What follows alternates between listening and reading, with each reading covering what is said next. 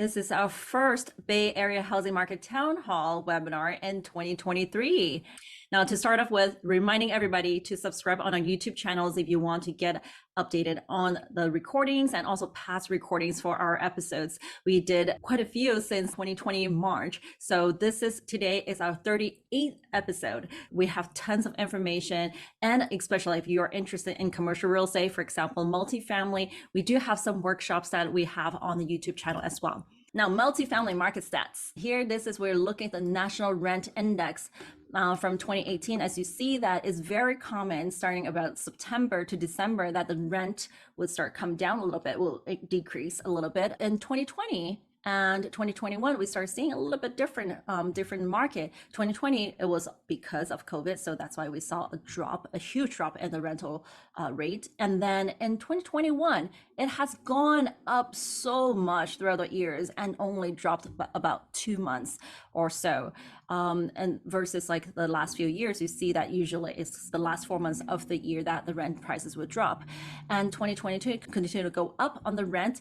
And then finally, September, it started to drop quite drastically compared to previous years, and especially in November and December. And if you look at nationwide, the fastest metro level rent growth over past 12 months, San Jose is actually one of them, had gone up 6%, but then over past 6 months, they're not on this list. And I'll show you on the next chart, which is really interesting.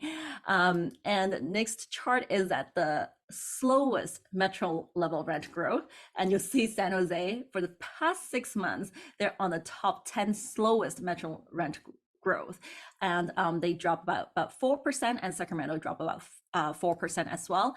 And then for the past 12 months, Sacramento and Riverside, they are slowest over the 12 months period. But then if you're looking at compared to before around March 2020, that was kind of like the peak at the time. San Jose and San Francisco, they topped the first place because it's still lower than March 2020 in terms of the rent growth. Well, I guess there's no growth. It's actually lower price than 2020. And in terms of foreclosures, we want to track the foreclosures or non-current loans. And here is Mississippi, Louisiana, Oklahoma, Alabama, and West Virginia they are the top 5 states that has non-current loans percentages. And in terms of the bottom 5 states, Oregon, Colorado, California, Idaho, and Washington, these are the 5 states that they have the least non-current loans percentage. The U.S. historical foreclosure activity and rates here is that you'll see the foreclosure rates went up about almost 2.9 million foreclosures. And now in this 2022, we are at 324. We definitely have much higher number compared to 2021, but that's also because there was a lot of moratorium on foreclosures, and that's why it started back up in 2022, and you'll see a hike in terms of the numbers of foreclosure filings. But I know a lot of people keep saying like downturn, how are we doing, especially in the Bay Area? Again, this is talking about Bay Area. It seems like we still have a lot of development going on, and there are still developers lining up for approval to build office campuses. But then at the same time, we do start seeing commercial loan delinquencies going up, but those are mostly lodging and retail properties. They are the one that's seeing the greatest stress in terms of the commercial loan delinquencies. And now let's look at the multifamily report. The multifamily on the East Bay side, you see the vacancy rate, they are getting high, closer to double digits now, a lot of them.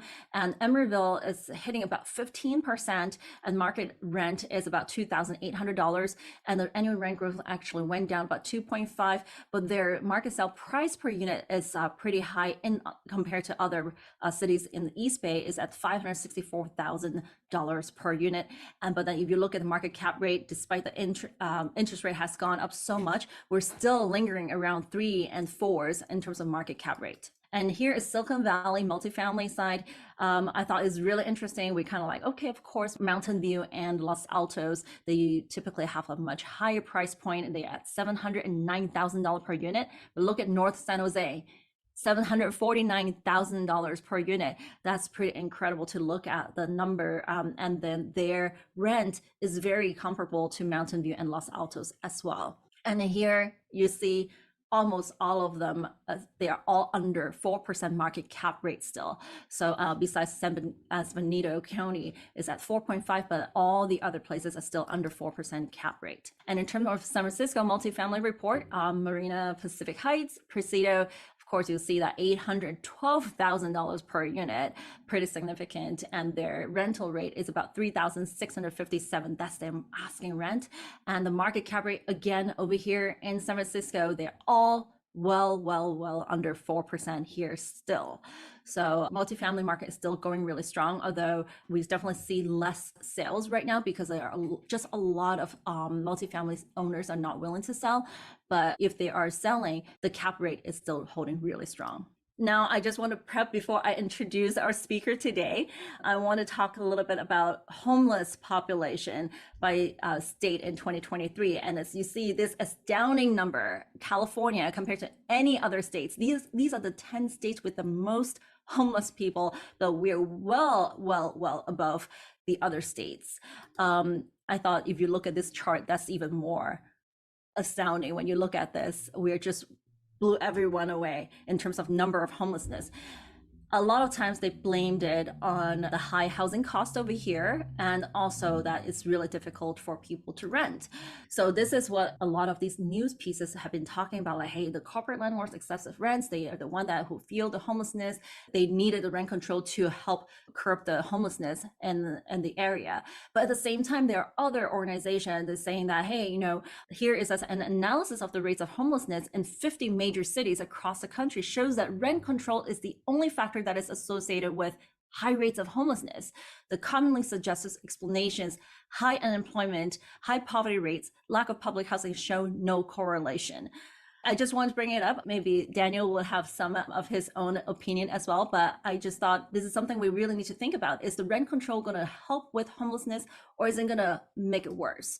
You know, recently, if you have seen some of the postings I put on Facebook Bay Area Housing Market page, for example, in Fairfax, they are implementing new rent control law and just cause eviction. Right now, for example, a homeowner who has an ADU behind their house, now she said, I don't want to rent anymore because now I'm scared to rent out my unit. What if I cannot get rid of the tenant if the tenant is bad? And Alameda County now become the first in the US to restrict landlords' use of background checks. I actually talked to some property managers. Some property managers haven't even heard about this. And today, Bloomberg has an article that says the White House is considering broad actions to expand tenant protections. What kind of tenant protections?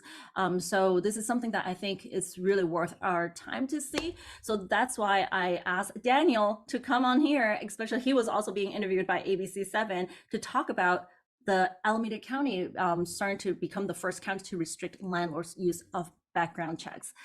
Thank you so much, everyone, for attending. And I hope that you guys will have a safe investment in 2023.